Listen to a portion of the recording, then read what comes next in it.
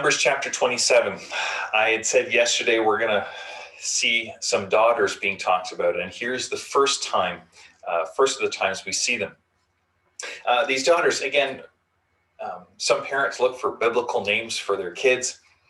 I've not met a Hogla yet. Tirzah, Milcah. Different cultures, we name our kids different things. Let me see the situation.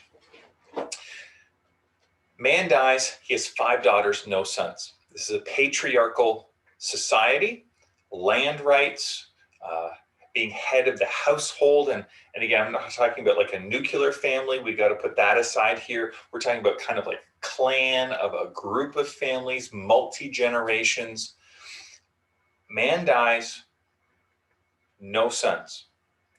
So these 5 daughters come to Noah and go, here's our situation. Because lineage and land rights and everything goes through on a patriarchal level, we will join our husbands. When we marry, we'll join their clan, their families. Our father's name, our father's line, our family line will be removed. That doesn't work. That's not just by this ancient societal mores and structure. And so they come to Moses with this dilemma and say, how do we fix this? Or what's God's answer to this? And so Moses, he doesn't know. He goes to God and says, God, you know the situation. What's the answer? What is justice here? And so Moses receives from God this instruction. If a man dies and has no son, then give his inheritance to his daughters. If he has no daughter, either transfer to his brothers. If he has no brothers, transfer to his uncles, his father's brothers. The land is to stay within the clan. And here's what I want to drive. One is, while we might kind of go, wow, there's equality here. This is a patriarchal society. And yes, it does show that there's, a status and value to women that is not found in other ancient cultures. But this wasn't them as these daughters getting land rights. It stayed within this patriarchal system. So just need to be kind of aware of that. And that's not saying this is the divine system. This is how it was always meant to be and should be, and even today. Because here's the dynamic I want us to appreciate about this section, at least, of Numbers 27. God had given a command.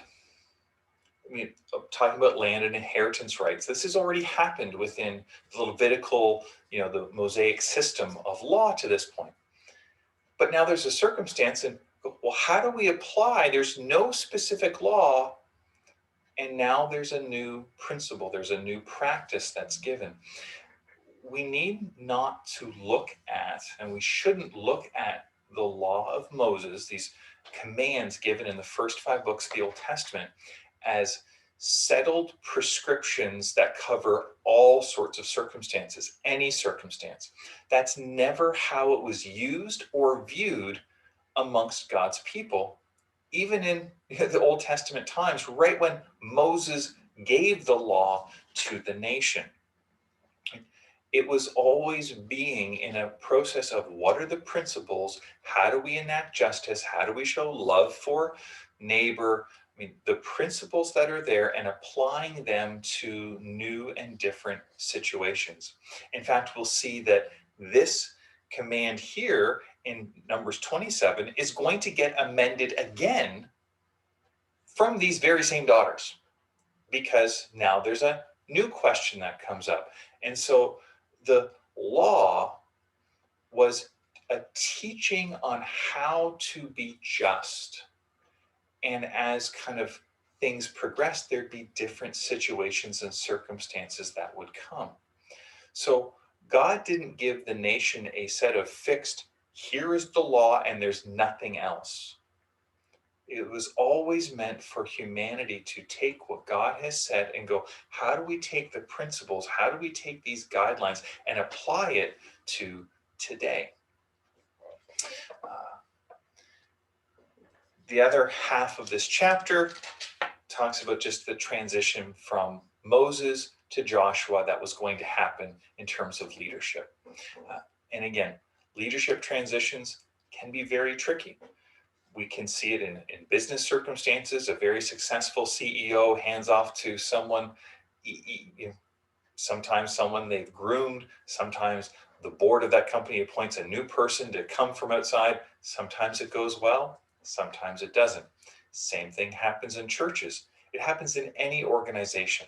Leadership transitions can be difficult, can be challenging. And so here we see God, Moses, Joshua, this God taking Moses, Joshua's the next person. The people of the nation knowing Joshua is going to be the successor because, well, we've already seen in this book what happens when that leadership gets challenged in a way that is not listening to God. It's self-seeking, not others seeking. The principle of leadership, biblical Christian leadership, is always servant-hearted, servant-centered. And the importance of the leader here is Joshua is going to have the responsibility of helping to keep the nation on track in covenant with God. Big responsibility. What I want us just to think about this morning, though, is this, going back to these daughters. God is responsive to us as his people. When we encounter situations and we search the scriptures and go, God, you got to show us an answer. The scriptures are not, a prescription where we find a recipe to answer every question just easily. You don't find a passage that just goes, here's how to handle this issue. We're meant to, in conversation, in relationship with God, in conversation with other believers, those who have wisdom, those who have discernment, those who have experience, those who've maybe walked that circumstance or situation before. We're meant to do this in cooperation and communication with God, not as just following rules on a page. It's walking hand in hand with our Father, bringing to him what we are encountering and listening to him in what he is wanting to bring us from his storehouse of wisdom, goodness, mercy, and justice. May the Lord bless you. May the Lord keep you. May the Lord make his face to shine upon you. And today, as you seek to walk hand in hand with your Father in heaven, may you know, live, and live out his peace. God bless.